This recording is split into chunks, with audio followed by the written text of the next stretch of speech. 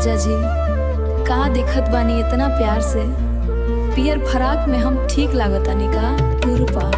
पियर फराक वाली दिलवा ले गइलू चुरा के, तोहरे पीछे घूमे दिलवा दिनवा रातिया भूला के लुको मरिया तोहर हिलेला देख के तोहरा के सजनवा दिलवा जोर से धड़केला।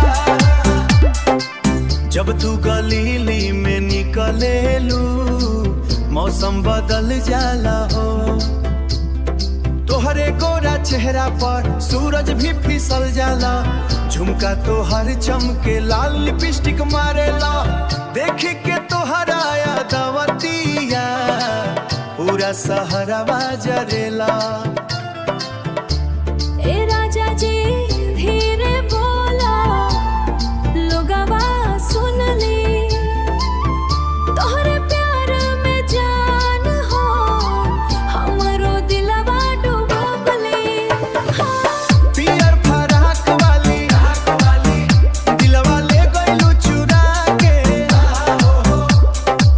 रात भर सपना में आवेलू हमरा के पागल बना के। लोनी न छीन वाला गनवा अरे तोहरा पागल बना के। लचके कमरिया उड़े चुनरिया डीजे पे आग लगा गानी चेंगा जारी न जाने कटारी चाल बा प्यारी के घायल बना दे।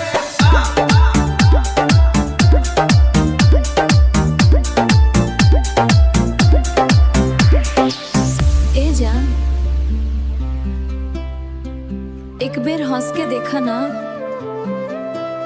तोहरे खातिर तो दिलवा कब के हार गईनी।